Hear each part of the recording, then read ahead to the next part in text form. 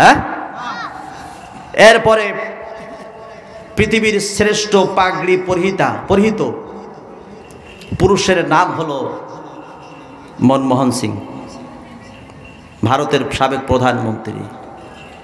এর মতো এত সুন্দর করে পাগড়ি পৃথিবীর কেউ বাঁধতে পারে আমার জানা ছিল না। মনমোহন মনে আল্লাহর জান্নাতে উচ্চ মাকাম পেয়ে যাবে নাকি? হ্যাঁ,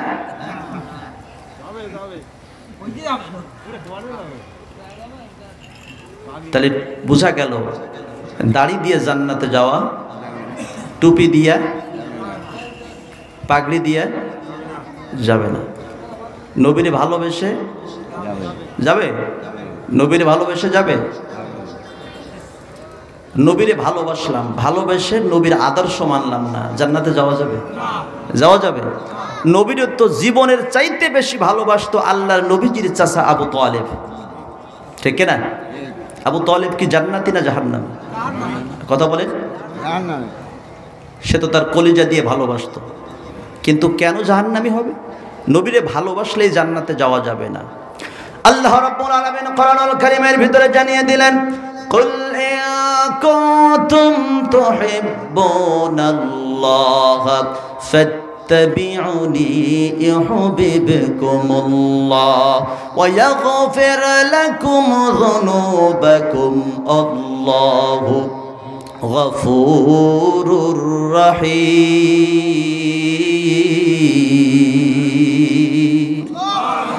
আল্লাহ রাব্বুল আলামিন বললেন, কুল ইন কুনতুম তুহিব্বুনাল্লাহ, যদি তোমরা আমি আল্লাহরে ভালোবাসতে চাও, ফাত্তাবিউনি, আমার নবীর আদর্শ মেনে নাও, আমার নবীর অনুকরণ করো, আমার নবীজির চরিত্র তোমরা মেনে নাও, আমার নবীর কফি তোমরা করো, নবীর আদর্শ মেনে নাও।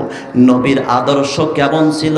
নবীজি আমার কোরআনের দাওয়াত দেওয়ার কারণে উহুদের ময়দানে দান মুবারক শহীদ করেছেন। কথা বলেন ঠিক কিনা? নবীর আদর্শ ছিল, নবীজির চরিত্র ছিল, নবী কোরআনের দাওয়াত দেওয়ার কারণে তায়েফের ময়দানে রক্ত দিয়েছে, ঠিক কিনা?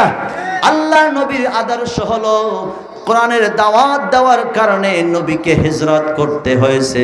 নবীর আদর্শ হলো নবী যখন কোরআনের দাওয়াত দিয়েছে, নবীজির আপন চাচা আবু লাহাব পর্যন্ত নবীর উপরে অত্যাচার করেছে। জোরে বলেন ঠিক কিনা?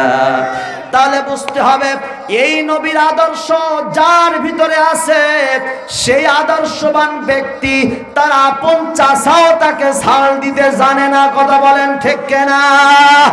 যদি চাচা কোরআন বিদ্বেষী হয়, যদি চাচা কোরআন বিদ্বেষী হয়, ইসলাম বিদ্বেষী হয়, আপনি যত বড় সুফি ভাতিজা হন না কেন, আপনার চাচাও কিন্তু আপনার ছাড় দেবে না। নবীরে দেয় নাই, তা আমাদের দিবে? আমাদের দিবে। অনেক লম্বা ঘটনা। বিশ্বনবী আমার আল্লাহ নবীজির চাচা আবু লাহাবকে ডাক দিলেন।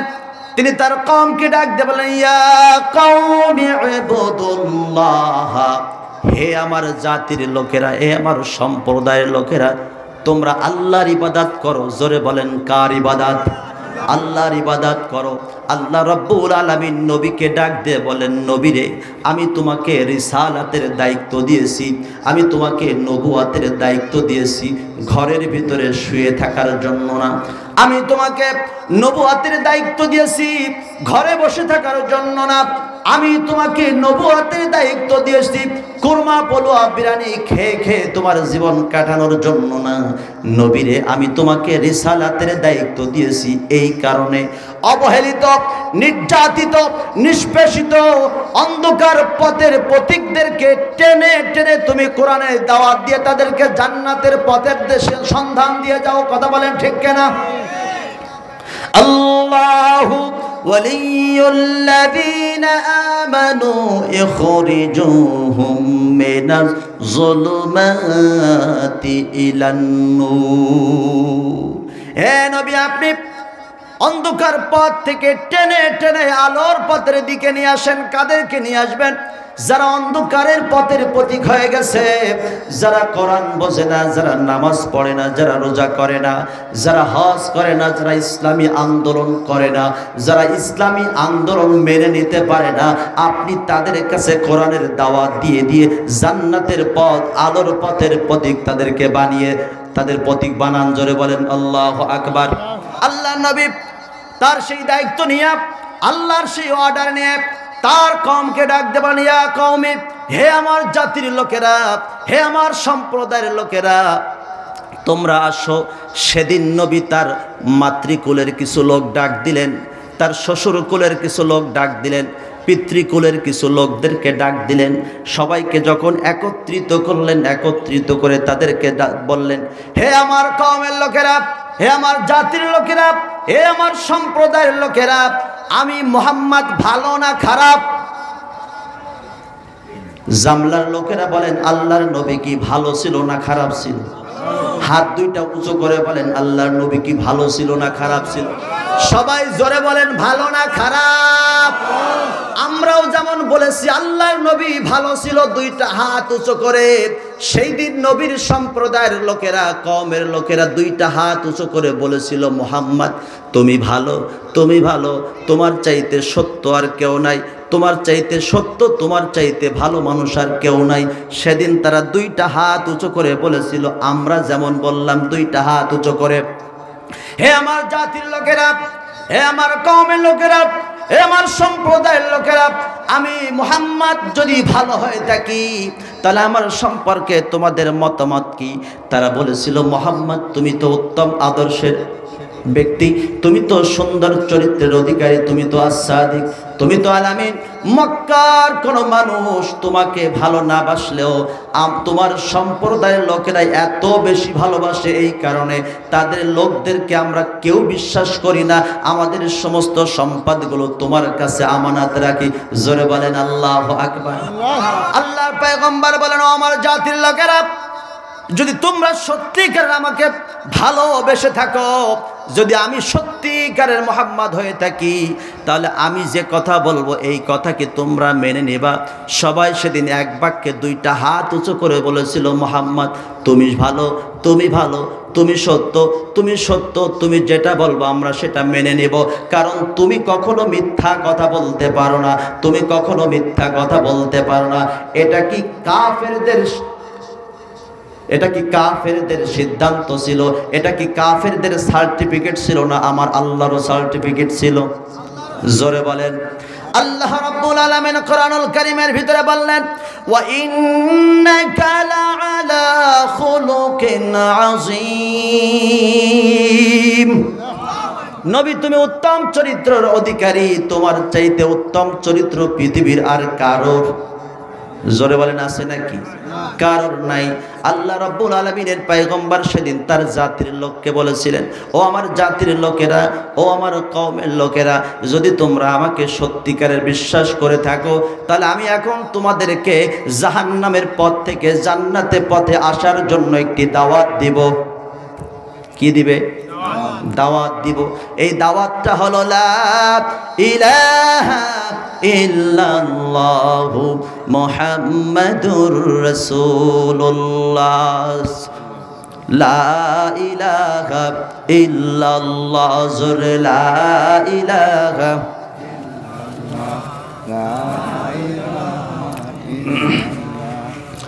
লা ইলাহা ইল্লাল্লাহ, লা ইলাহা ইল্লাল্লাহু মুহাম্মাদুর রাসূলুল্লাহ সাল্লাল্লাহু।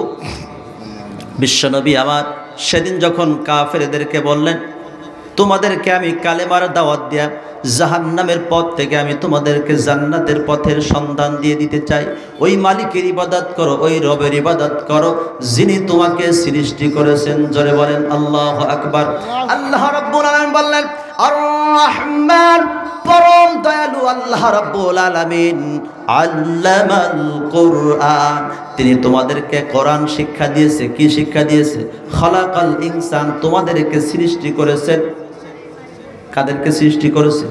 মানুষদেরকে সৃষ্টি করেছেন, আল্লামাহুল বায়ান, আর মানুষদেরকে ভাষা শিক্ষা দিয়েছেন যিনি, তিনি কে? আর জোরে বলেন তিনি কে? আল্লাহ রাব্বুল আলামিনের পয়গম্বর নবী মুহাম্মদ রাসূলুল্লাহ সাল্লাল্লাহু আলাইহি ওয়াসাল্লাম বললেন, ও আমার জাতির লোকেরা, তাহলে আমি তোমাদেরকে সেই রবের সন্ধান দিয়ে দিলাম যে মানুষগুলো দুইটা হাত উঁচা করে মুহাম্মদকে সমর্থন দিয়েছিল। সেই দিন আস্তে করে সবাই হাত দুইটা নামাই নিল। নামাই নেওয়ার পরে ওই জনপদের ভিতরে, ওই মিছিলের ভিতরে, ওই লোকদের ভিতরে সামনের কাতারে যিনি ছিলেন তিনি নবীজির পর কেউ না, নবীজির বাহিরের কেউ ছিল না, নবীজির আপন চাচা আবু লাহাব। একবার জোরে বলেন আল্লাহু আকবার। এখন বলেন, আবু লাহাবের নামে আল্লাহ তাআলা কোরআনুল কারীমের ভিতরে একটা সূরা নাজিল করেছে। যার নামে সূরা নাজিল করেছে, এই লোকটা কি জান্নাতি না জাহান্নামী? এটা কি করে হয়? তার নামে সূরা নাজিল হয়েছে, তাহলে এই লোকটা জান্নাতি জাহান্নামী হয়? হ্যাঁ,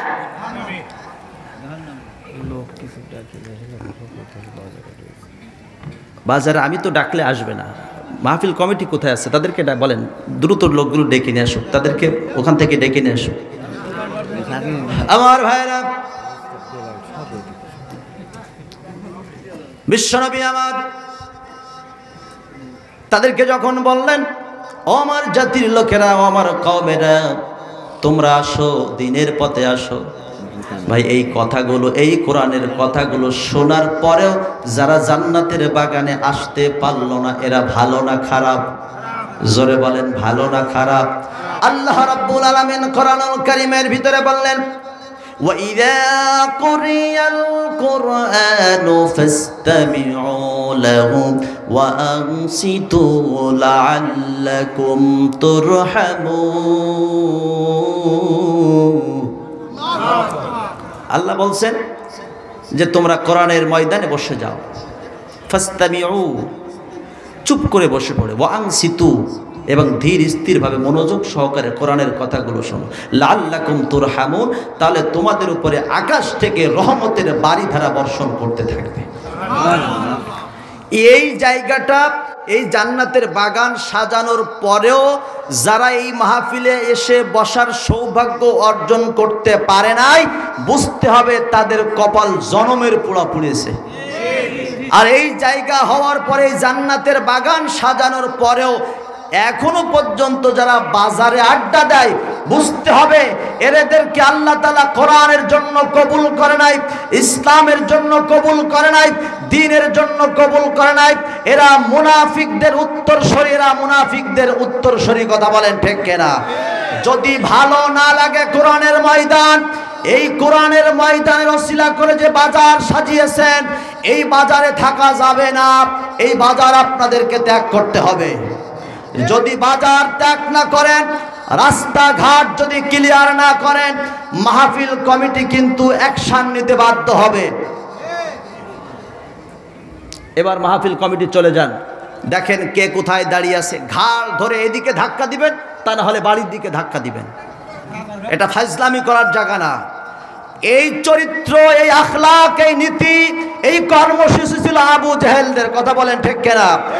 যে জায়গায় কোরআনের ওয়াজ হতো, কোরআনের ওয়াজকে পণ্ড করে দেওয়ার জন্য, কোরআনের ওয়াজকে অপমানিত করার জন্য আবু জেহেলের চালাবেলাগুলো এরকম বাইরে বাইরে ঘুরে বেড়াতো।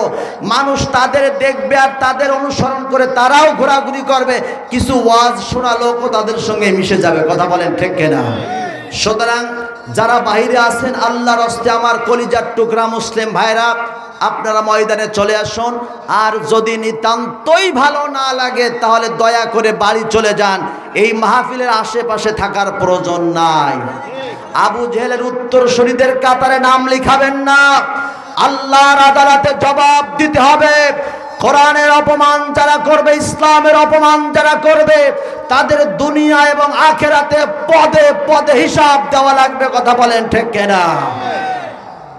আমার ভাইয়েরা, আমি যে কথা বলছিলাম, বিশ্বনবী আমার তাদেরকে যখন বললেন আমি তোমাদেরকে জান্নাতি পথের সন্ধান দিলাম, সেদিন সবাই হাত দুইটা নামালো। নামানোর পরে সামনের কাতারে যিনি দাঁড়িয়েছিলেন, নবীজির আপন চাচা আবু লাহাব, আবু লাহাব সেদিন হাত দুইটা নিচে নামালেন, শুধু হাত নিচে নামালেন না, আল্লাহ নবীকে লক্ষ্য করে বললেন, হে মুহাম্মদ, তুমি আমার অস্তিত্বের উপরে আঘাত করেছো, তুমি আমার অস্তিত্বের উপরে আঘাত করেছো, তুমি আমার ক্ষমতার উপরে আঘাত করেছো। এতদিন তোমাকে আমরা ভালো জানতাম, তোমাকে সৎ চরিত্রের অধিকারী জানতাম, তোমাকে ভালো মানুষ জানতাম। আজকের থেকে বুঝলাম তোমার চাইতে দুশ্চরিত্র, তোমার চাইতে খারাপ, তোমার থেকে মিথ্যুক আল্লাহর জমিনে দ্বিতীয় আর একটাও হতে পারে না। জোরে বলেন নাউজুবিল্লাহ। আমার নবী কি মিথ্যুক ছিলেন না? আমার নবী সত্যবাদী ছিল। আমার নবীকে জেনা করেছিল না জিনাখোরদের বিরোধিতা করেছিল। আমার নবী তামাম পৃথিবীর সকলের জন্য রহমত করে যিনি পাঠিয়েছিলেন তিনি কে? ওয়ামা আরসালনাকা ইল্লা রাহমাতাল লিল আলামিন।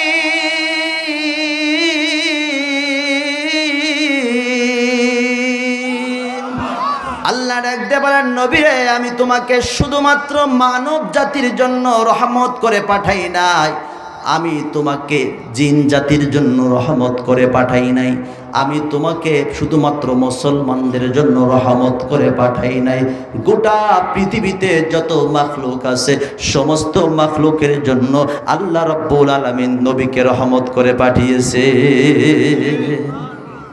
আমার ভাইরা, নবীজির চাচা আবু লাহাব নবীকে গালি দিলেন।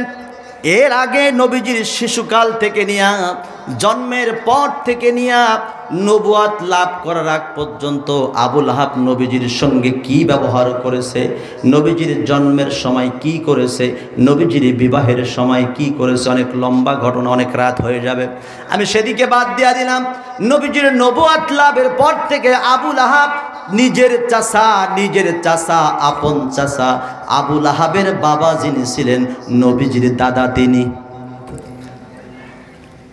আব্দুল্লাহর বাবা যিনি ছিলেন আবু লাহাবের বাবাও তিনি নবীজির আপন চাচা। আবু লাহাবের মাথায় টুপি, নবীজির মাথায় টুপি, আবু লাহাবের মুখে দাড়ি, নবীর মুখেও দাড়ি, আবু লাহাবের গায়ে লম্বা জুব্বা, বড় জুব্বা, নবীজির গায়েও লম্বা জামা, জামাই মিল, টুপিতে টুপিতে মিল, দাড়িতে দাড়িতে মিল, কিন্তু দ্বীনের খাতিরে, ইসলামের খাতিরে, কোরআনের খাতিরে তাদের ভিতরে অমিল। নবীজি আমার যখন দাওয়াত দিলেন, আবু লাহাব বললেন, তাব্বাত লাকা ইয়া মুহাম্মদ, তাব্বাত লাকা ইয়া মুহাম্মদ, মুহাম্মদ তুমি ধ্বংস হয়ে যাও। আল্লাহ নবীজি আবার চোখের পানি ছেড়ে দিয়ে কাঁদতে শুরু করলেন আর বললেন, চাচা, জন্মের পর থেকে আজ পর্যন্ত তুমি আমাকে কত আদর স্নেহ ভালোবাসা দিয়ে লালন পালন করেছো। ও চাচা, বিপদের দিনে তুমি আমার পাশে দাঁড়িয়েছো, আমার বিবাহের সমস্ত খরচ তুমি বহন করেছো, আমার আকিকায় খুশি হয়ে তুমি 2টা উট আকিকা করেছিলে। ও চাচা, সব সময় তুমি আমার পাশে ছিলে। জন্মের আগে বাবাকে হারিয়েছি, জন্মের পরে আমি আমার মাকে হারিয়েছি। মায়ের আদর আমার চাচি উম্মে জামিলা আমাকে দিয়ে লালন পালন করেছে, বাবার আদর স্নেহ ভালোবাসা তুমি দিয়ে আমাকে লালন পালন করেছো, বুকে আগলে ধরেছিলে। ও চাচা, একটু আগে তুমি আমারে বললে, মুহাম্মদ তুমি যা বলবা সেটা সত্য, মুহাম্মদ তুমি যা বলবা আমরা মেনে নিব। ও চাচা, এখন তুমি আমারে মানতে পারলে না, তুমি আমারে গালি দিলা। এই কথাটা বলার সঙ্গে সঙ্গে আবু লাহাব যে হাত 2টা উঁচু করেছিলেন, ওই হাত 2টা আবার নিচের দিকে নামালেন, নামিয়ে জমিন থেকে 2 হাতের ভিতরে 2টা পাথর উঠালেন। 2টা পাথর উঠিয়ে নবীজির দিকে, ডান হাতের পাথরটা নবীজির দিকে ফেলে মারলেন। আল্লাহ নবীজির দিকে যখন পাথরটা ছুঁড়ে মারলেন আবু লাহাব, সঙ্গে সঙ্গে নবীজির ডান চোয়ালে লেগে গেল। নবীজির ডান চোয়ালে লাগা মাত্রই নবীজির চোয়াল ফেটে রক্ত ফিঙ্কি দিয়ে বেরিয়ে আসলো। নবীজি আমার বললে, চাচা, একটু আগে তুমি আমার কথা সব মেনে নিতে চাইলে, এখন তুমি আমারে মারলে। ও চাচা, রক্তমাখা হাত নিয়ে যখন নবীজি সামনের দিকে ধরে, চাচা রে, ছোটবেলা থেকে তুমি আমারে কোলে কাকে করে লালন পালন করেছো, সেই চাচা তুমি আমার শরীর থেকে আজকে রক্ত ঝরালে। নবীজি আমার রক্ত দেখে পাগল হয়ে গেলেন। যে চাচা আমার জন্য এত পাগল ছিল, সেই চাচা আমার শরীর থেকে রক্ত ঝরাইলো। দ্বিতীয় পাথরটা যখন বাম হাত দিয়া নবীজির দিকে লক্ষ্য করে মারবে, সেই সময়ে নবীজির পাশে দাঁড়িয়ে থাকা ছোট্ট 9 বছরের আলী দৌড়িয়ে চলে গেলেন। জোরে বলেন আল্লাহু আকবার। ছোট্ট 9 বছরের আলী সেদিন বললেন, চাচা আবু লাহাব, খবরদার খবরদার খবরদার, আর একটি পাথর যদি মুহাম্মাদের দিকে মারো তোমারে আস্ত রাখবো না। জোরে বলেন আল্লাহু আকবার। আলটিমেটাম দিলেন কে? জোরে বলেন। কয় বছর বয়স? 9 বছরের শিশু আলী আলটিমেটাম দিয়া দিলেন। তার মানে এই জায়গায় প্রমাণ হয়ে যায়, যারা ইমানদার, যারা মুমিন, বয়স যতই কম হোক তাদের তেজ আছে না নাই? ইসলামী আন্দোলনের কর্মী যতই ছোট হোক না কেন, আর ইসলাম বিদ্বেষীরা যতই পান্ডা হোক না কেন, ইসলামী আন্দোলনের কর্মীরা কোনো পান্ডার কাছে মাথা নত করতে পারে না, পারে না, পারে না।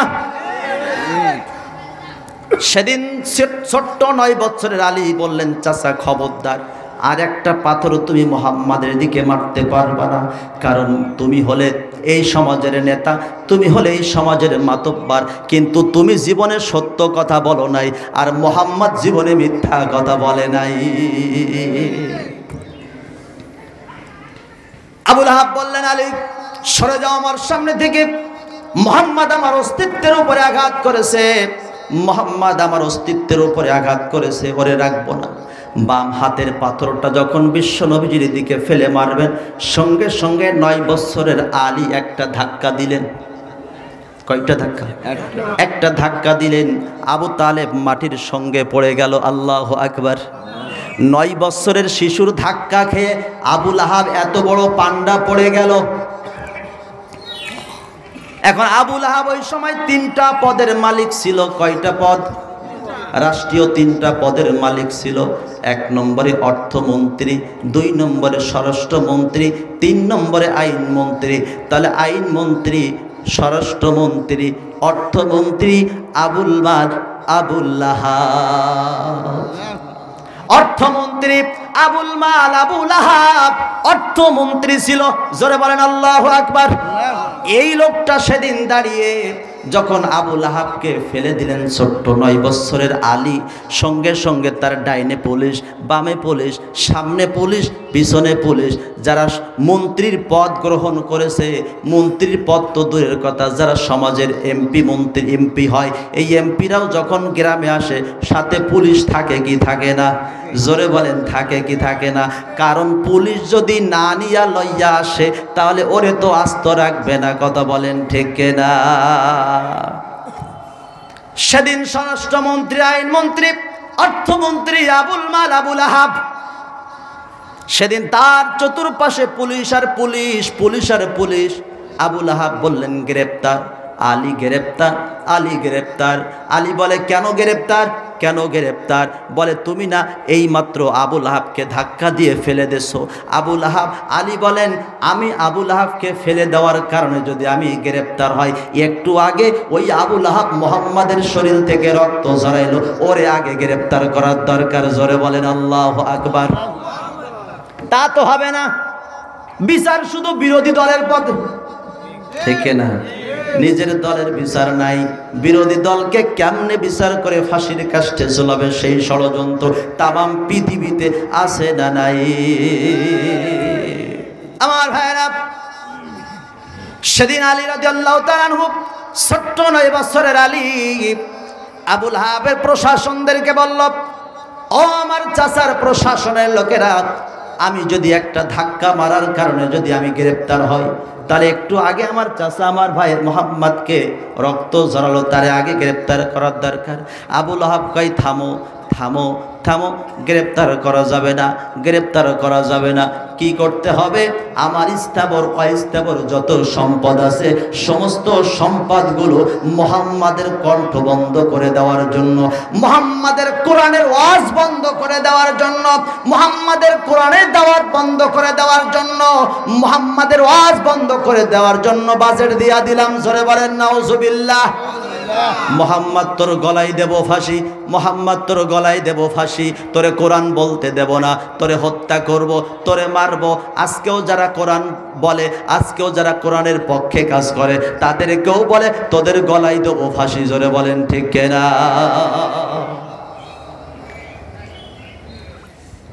যখন আবুল আহাব বলল আমার স্থাবর অস্থাবর যত সম্পদ আছে সব সম্পদগুলো মুহাম্মাদের কোরআন বন্ধের জন্য বাজেট দিয়া দিলাম।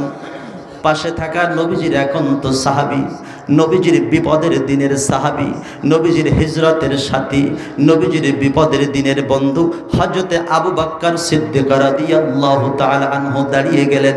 আল্লাহ নবীজির চাচা আবুল আহাবকে ডাক দেয়া বললেন, ও চাচা আবুল আহাব, তুমি কি আমি আবু বকরের সম্পর্কে কোনো ধারণা রাখো না? তুমি কি আমি আবু বকরকে চেনো না? আমি আবু বকরের 40 লক্ষ স্বর্ণ মুদ্রা রয়েছে, এই 40 লক্ষ স্বর্ণ মুদ্রা মুহাম্মাদের ওয়াজ চালুর জন্য বাজেটে দিয়া দিলাম। তাহলে সেদিন আবুল আহাব কোরআনের ওয়াজ বন্ধ করে দেওয়ার জন্য মুহাম্মাদের গলায় দিতে চেয়েছিল ফাঁসি, মুহাম্মাদকে দুনিয়া থেকে বিদায় করতে চেয়েছিল। কোরআনের ওয়াজ বন্ধ করে দেওয়ার জন্য আবুল আহাব সেদিন অর্থ বরাদ্দ দিয়েছিল। আজকেও যারা কোরআনের ওয়াজ বন্ধ করে দেওয়ার জন্য বছরের পর বছর আলেমদেরকে কারারুদ্ধ করে রাখে, আলেমদেরকে ফাঁসির কাস্টে ঝুলাইয়া তাদেরকে শহীদ করে দেয়, তাদের চরিত্র আবুল আহাবের চরিত্র এক চরিত্র। কথা বলেন ঠিক কিনা? আবুল আহাবের স্ত্রী জামিলা মুহাম্মদকে ডাক দিয়ে বলে, মুহাম্মদ, মুহাম্মদ, তোর মা ছিল না, তোর বাবা ছিল না, আমি চাচি তোরে কোলে কাকে করে লালন পালন করেছি, মায়ের কষ্ট তোরে বুঝতে দেয় নাই, বাবার কষ্ট তোরে বুঝতে যায় নাই। আজকে শেষ পর্যন্ত তুই আমাদের উপরে লাগলি, শেষ পর্যন্ত তুই আমাদের উপরে অত্যাচার শুরু করলি, শেষ পর্যন্ত তুই আমাদের ঐতিহ্যের উপরে আঘাত করলি, আমাদের ধর্মের উপরে চুনকালি লাগালি। ও মুহাম্মদ, ও মুহাম্মদ, ও মুহাম্মদ, তোর গলায় দেব ফাঁসি, তোর ফাঁসিতে ঝুলাবো, তোর কোরআন বন্ধ করব, তোর কোরআনের ওয়াজ বন্ধ করে দেওয়ার জন্য আমি আবুল আহাবের স্ত্রী জামিলার যত সম্পদ আছে ওই সম্পদগুলো কোরআনের ওয়াজ বন্ধের জন্য বাজেট দিয়া দিলাম। একবার জোরে বলা যাবে না নাউজুবিল্লাহ?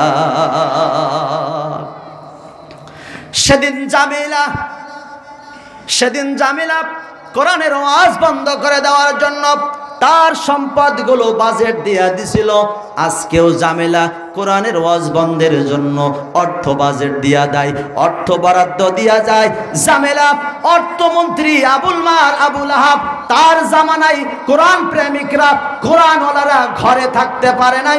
আবু জেহেলের, আবুল আহাবের স্ত্রী উম্মে জামিলার অত্যাচারে সেদিন মুহাম্মাদের অনুসারীরা ঘরে থাকতে পারে নাই। আজকেও মুহাম্মাদের অনুসারীরা ঘরে থাকতে পারলো না, আজকেও মুহাম্মাদের অনুসারীরা ঘরে থাকতে পারে না, ঘরে ঘুমাইতে পারে না। তাহলে ওই জামিলা এই জামিলা একই জামেলা। সুতরাং সেদিন নবীর ওয়ারিসরাও বলেছিল, নবীর উত্তরসূরিরাও বলেছিল, সাহাবীরাও বলেছিল আমরা জামিলার যুগ চাই না, জামিলার সময় চাই না, জামিলার শাসন চাই না, আমরাও জামিলার যুগ চাই না যে জামিলার যুগে আলেমরা ঘরে থাকতে পারে না। আমরা জামিলা চাই না। কারা কারা দুই হাত নাড়া দেন? জামেলা চাই না, জামেলা চাই না, এই জামেলা চাই না। আল্লাহ তুমি কবুল করো, এই জামেলার হাত থেকে জাতিকে হেফাজত করো, এই আলেম সমাজকে তুমি হেফাজত করো, বলে আমিন। আমার ভাইরা, আমার বন্ধুরা, আমার দোস্তরা, আমার প্রাণ প্রিয় মুসলমান ভাইরা, সেদিন জামেলা দিল তার যত সম্পদ কোরআনের বিরুদ্ধে, কোরআন বন্ধের জন্য বাজেট দিয়া দিল। এরপরে নবীজির বিপদের দিনের সাথে, নবীজির দুঃখের দিনের সাথে, নবীজির বিপদের দিনের আপনজন মা খাদিজাতুল কুবরা রাদিয়াল্লাহু তাআলা আনহা সেদিন দাঁড়িয়ে পর্দার আড়াল থেকে দাঁড়িয়ে বললেন, ও চাচি, ও চাচি জামেলা, ও চাচি জামেলা, তুমি কি আমি খাদিজার সম্পর্কে কোনো ধারণা রাখো না? আমি খাদিজা হলাম পৃথিবীর পঞ্চম ধনী। কততম ধনী? 5 নম্বর ধনী, আমার 40টা শিল্প কলকারখানার মালিক আমি খাদিজা, অসংখ্য টাকা পয়সার মালিক হলাম আমি খাদিজা। আমি খাদিজার স্থাবর অস্থাবর যত সম্পদ আছে সব সম্পদ মুহাম্মাদের কোরআনের ওয়াজ চালুর জন্য বাজেট দিয়া দিলাম। তাহলে আমরা কোরআনওয়ালা খাদিজা চাই, ঠিক কিনা? কোরআনের ওয়াজ চালু রাখবে এমন খাদিজা চাই, কোরআনের ওয়াজ বন্ধ করবে এই রকম ঝামেলা আমরা চাই না। আমার দেশে কোরআনের ওয়াজ বন্ধ আছে না নাই? কোরআনের আইন বন্ধ আছে না নাই? তাফসির মাহফিল বন্ধ আছে না নাই? আমি একটা কথাই প্রায় বলে থাকি, আবু জেহেল সারাদিন কোরআনের বিরোধিতা করেছে, আবু জেহেল সারাদিন ইসলামের বিরোধিতা করেছে, কিন্তু যখন রাতের বেলায় তার সান্ডা পান্ডা তার উত্তরসূরি যখন ঘুমাইতে গেছে, আবু জেহেল নিরিবিলি নবীজির ঘরের কিনারায় দাঁড়িয়ে কোরআন শোনার জন্য ব্যস্ত হয়ে গেছে। এই জন্য আমি বলে আবু জেহেল সারাটা দিন ইসলামের বিরোধিতা করার পরে রাতের বেলায় নবীর কণ্ঠে কোরআন শোনার জন্য পাগল হয়ে যেত। আর আজকের দিনের মুসলমান নামধারীরা দিনেও কোরআনের বিরোধিতা করে, রাতের বেলায় মোবাইল ফোনে বলে এইমাত্র বাড়িতে ঢুকলো, একটু পরে ঘুমাইতে যাবে, তাড়াতাড়ি আসেন, হ্যান্ডকাপ ঢোকান। কথা বলেন ঠিক কিনা? তাহলে আবু জেহেল একবার বিরোধিতা করেছে আর একবার রাতের বেলায় কোরআন শুনতে গেছে, আর বর্তমান রাতেও বিরোধিতা করে, দিনেও বিরোধিতা করে। এরা আবু জেহেলের চাইতে খারাপ কিনা? জোরে বলেন। এরা আবার মুসলমান, কয় আমার নেতা সকালে ফজরের নামাজ না পড়ি, কোরআন না পড়ে বাড়ির থেকে বের হয় না। কোরআন আবু জেহেলও পড়তে পারতো, আবু লাহাবও পড়তে পারতো। কথা কোন ঠিক কিনা? আমার ভাইরা, বিশ্বনবী আবার তার সহধর্মিণী মা খাদিজাতুল কুবরা রাদিয়াল্লাহু তাআলা আনহা বললেন, ও চাচি জামেলা, আমার যত সম্পদ আছে সব সম্পদগুলো আমি মুহাম্মাদের হাতে তুলে দিলাম, কোরআনের ওয়াজ বন্ধ হবে না। আবু লাহাব বলে, খবর ভালো না, লাইন ভালো না, খবর ভালো না, লাইন ভালো না, চলো চলো বাড়িতে চলো, বাড়িতে চলো। বাড়িতে গিয়া কি করব? বাড়িতে গিয়া মুহাম্মাদকে শাসন করার জন্য, মুহাম্মাদকে সাইজ করার জন্য ব্যবস্থা আছে। মুহাম্মাদের 4টা কন্যা, জোরে বলেন কয়টা? মুহাম্মাদের 4টা কন্যা, 2টা কন্যা আবু লাহাবের 2টা ছেলের সঙ্গে বিবাহ দেওয়া ছিল। 2টা কন্যা, 1 নম্বরে কুলসুম, 2 নম্বরে রুকাইয়া। 2টা কন্যা নবীজির চাচা, একে তো আবু লাহাব নিজের চাচা, তারপরেও বিয়াই। আবু লাহাবের 2টা ছেলে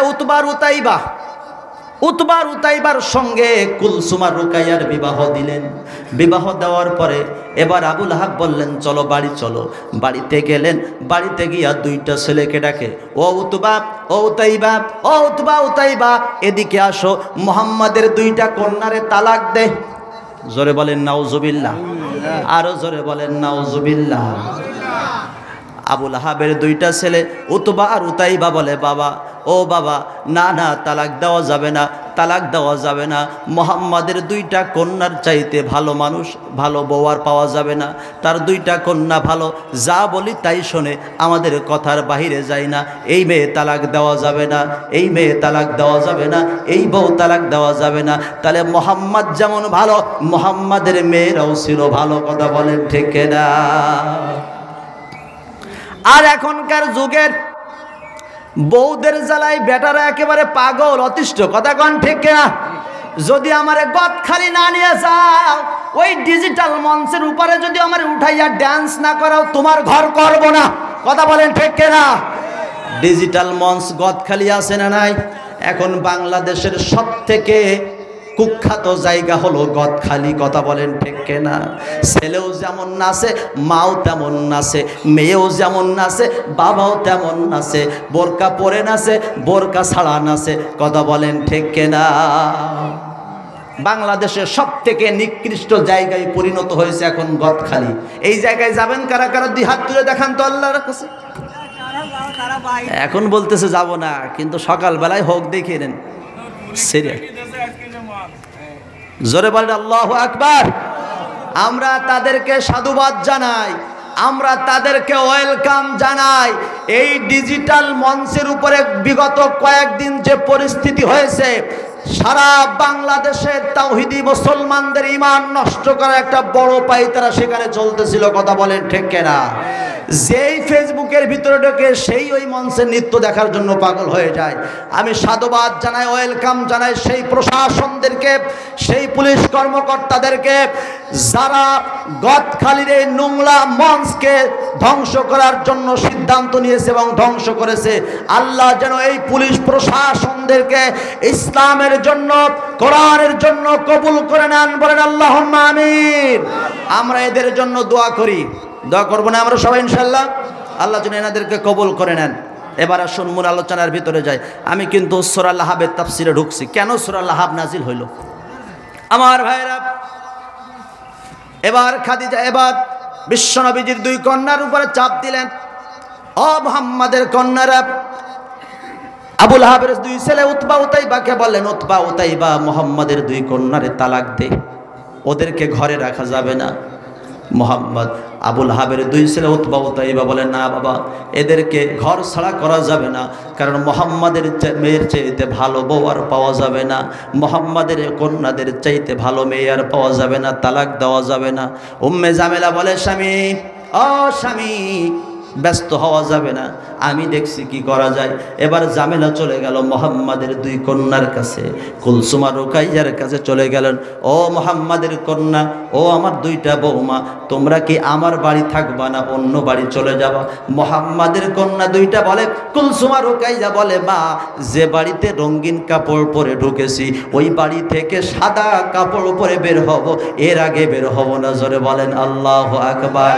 এই রকম চাপ যদি বর্তমান যুগের মেয়েদেরকে দেওয়া হয়, যদি বলা হয় তুমি আমার এক গ্লাস পানি ঢেলে খাওয়াও, কয় ঢেলে খাও, যদি তা না হয় চললো বাপের বেটা।